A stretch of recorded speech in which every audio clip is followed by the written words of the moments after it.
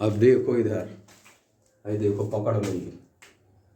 A box of orange is infected by examining 3 randomly selected oranges. 3 orange को examine किया जा रहा है। ये बॉक्स है, ये देखो बॉक्स, इसी में ऑरेंज कितना रखा हुआ है, इसमें कहाँ लिखा है, 15 ऑरेंज रखा हुआ है। इसी में 15 ऑरेंज है, समझिए। A box of orange is infected by examining 3 randomly selected orange. इसी में से 3 निकाला गया है कि नहीं, इसी में से 3 निकाला गया बाहर, फिर एक निकालने के बाद फिर एक निकाला गया, फिर एक निकाला गया, 3 निकाल लिया गया है। ये लिखा है if all the 3 oranges are good, अगर तीनों सही है, अगर तीनों बढ़िया है, the box is approved for sale, तो बॉक्स को कहा जाएगा कि ले जाओ बेचो इसको, कोई बेच सकता है। तो इसी के हिसाब से क्या करना है, find the probability that a box containing 50 orange, एक बॉक्स जिसमें 15 ऑरेंज है, आउट ऑफ विच, जिसमें से 12 ऑरेंज इज गुड, 12 इसमें सही है, 12 इसमें सही है, और 3 क्या है bad, 12 good 3 bad, and 3 are bad ones will be approved for sale, इसको सेल के लिए अप्रूव किया जाएगा। इसकी पॉसिबिलिटी क्या है, तो क्या करोगे, पहले तो अप्रूव्ड पॉसिबिलिटी निकालना है, तो यानी अच्छा वाले प्रोबेबिलिटी निकालना पड़ेगा ना। अप्रूव्ड का पॉसिबिलिटी निकालना है 3, तीनों अच्छा होने की प्रोबेबिलिटी क्या है, ये निकालना है, तब अप्रूव हो जाएगा। तो इसमें अच्छा कितना है, 12 ठो, अच्छा कितना है 12 ठो।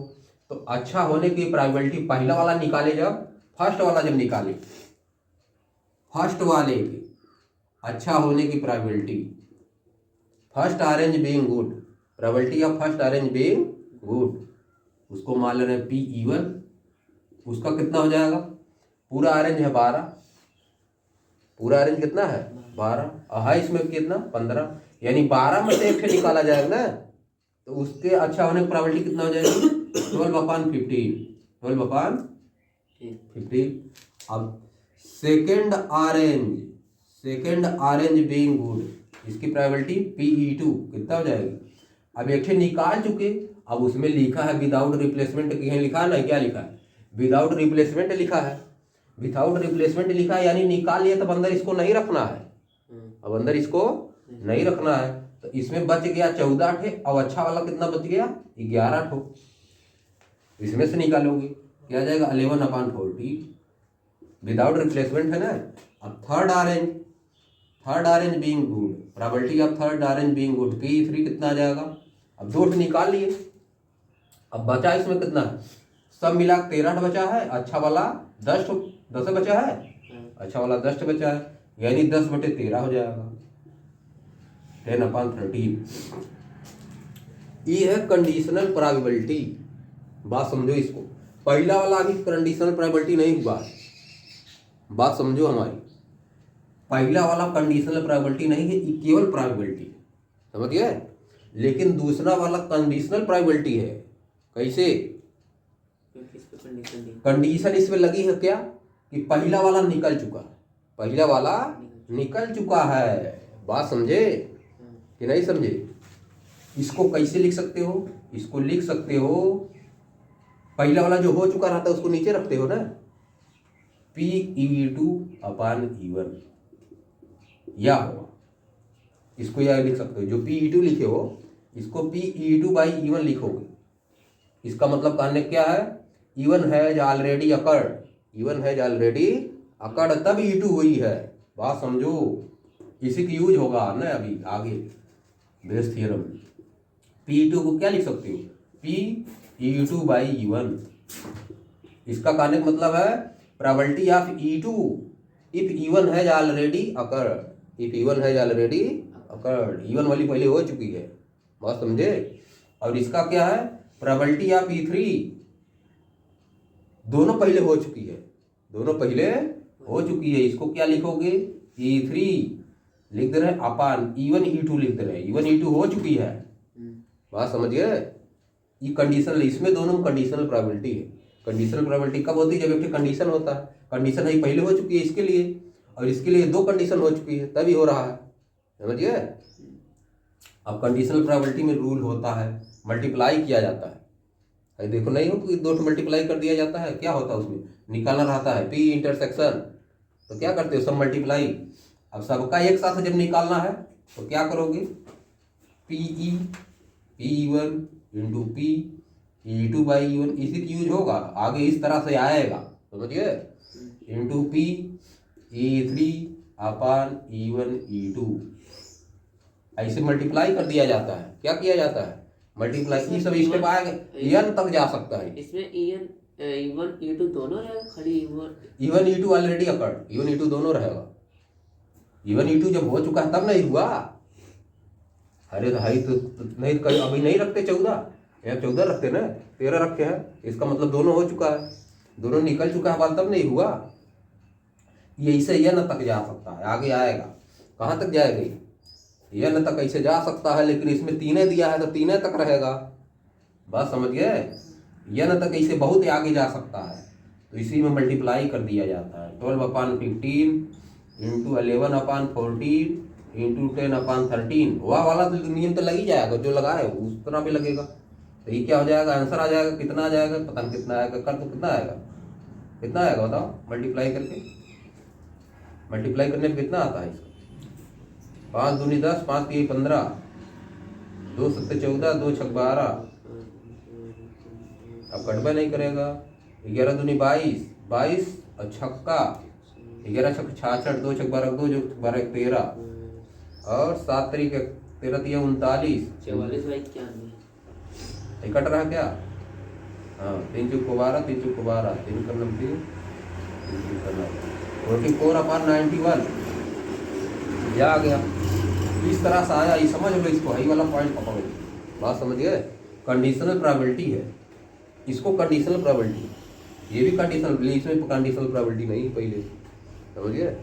अब देखो इसी तरह से n बार आएगा, इसी तरह से n बार आएगा आगे क्वेश्चन में।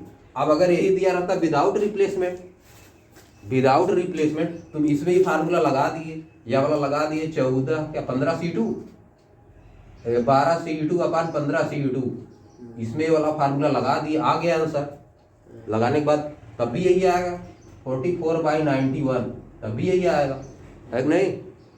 C3 लगाया हो यहाँ पे 3, 12C3 अपान 15C3 लगा दिया, आ गया। लेकिन अगर लिखा रहता what is the probability with replacement of oranges, अगर रिप्लेस हो रहा ऑरेंज तब प्रोबेबिलिटी होता, तब लगाते था, तब थोड़ा ना आंसर आता, यह वाला तब लगाते, अगर 12C3 अपान 15C3 तब नहीं आता ना आंसर, तब वो तो यह आंसर आ जाता, तो गलत हो जाता, है कि नहीं। विदाउट रिप्लेसमेंट के लिए सबकी प्रोबेबिलिटी सेम आ जाएगी ना, विदाउट रिप्लेसमेंट करोगे उसका भी 12/15 आ जाएगा, उसका भी 12/15, उसका भी 12/15, समझ गए। तो सबको मल्टीप्लाई करना पड़ेगा तब ना आंसर आएगा, बात समझे कि नहीं। 12/15 इंटू 12/15 इंटू 12/15, सबको मल्टीप्लाई करोगे तब आंसर आएगा, विथ रिप्लेसमेंट अगर रहेगा तब, बात समझे कि नहीं समझे। उसमें भी कंडीशन है, फर्स्ट वाला निकाल के फिर सेकंड वाला रख दिए उसी में, फर्स्ट वाला निकाल के फिर अंदर डाल दिए, समझ गए। तो इसमें भी मल्टीप्लाई करना, ये भी कंडीशनल प्रोबेबिलिटी है, समझ गए बात। पहले निकाले कुछ नहीं, फिर दूसरा वाला अंदर रखोगे तब ना पहला निकालोगे, कंडीशन एक आ गई ना। क्या निकाले, इंटरसेक्शन निकाले, इंटरसेक्शन है, समझ गए, इंटरसेक्शन है, बात समझ गए। Conditional probability E1 E2 E3 का, E1 E2 E3, P intersection E1 intersection E2 intersection E3, P E1 intersection E2 intersection E3, independent event हो जाएंगे। जो विद रिप्लेसमेंट है उसमें क्या निकालूंगा, विथ रिप्लेसमेंट में वहाँ नहीं निकालना, इंटरसेक्शन ई वाला नहीं रहेगा, लेकिन मल्टीप्लाई किया जाएगा, इंडिपेंडेंट इवेंट रहेंगी, तब क्या निकालूंगा, समझिए। कुछ नहीं निकालोगे, डायरेक्ट केवल निकालोगे, 12/15 उसका भी आएगा, 12/15 उसका भी आएगा, 12/15 उसका आएगा, हाँ, उसके बाद क्या करूँ, तो मल्टीप्लाई कर दोगे। तो क्या चीज़ निकालना मैं मल्टीप्लाई कर दूँ, क्या चीज़ निकालना तो मल्टीप्लाई करोगे, इंडिपेंडेंट इवेंट रहेंगे तो मल्टीप्लाई कर दो, समझ गए। इसको खाली पकड़ो तुम, हमारा बताने का उद्देश्य यही है, अभी इसका आगे यूज होगा, समझ गए।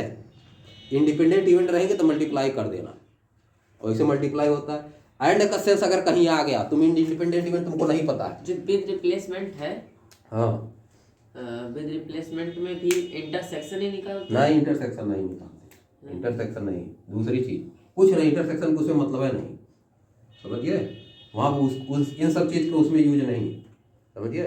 तो खाली डायरेक्ट हाँ बस उसमें एंड का सेंस तुम पकड़ो, एंड का sense, first ball is drawn, फिर इसके बाद and second ball is drawn, and third ball is drawn, and आ रहा ना, आर तो करोगे नहीं, आर बीच में नहीं लाओगे, इसलिए मल्टीप्लाई कर लो, इसलिए तीनों क्या करोगे, मल्टीप्लाई। बात तो समझ लो, ये पकड़ लो बस, एंड और आर के सेंस से पकड़ो, इंडिपेंडेंट डिपेंडेंट से नहीं पकड़ाएगा। कई बार पता नहीं चलता इंडिपेंडेंट है कि डिपेंडेंट।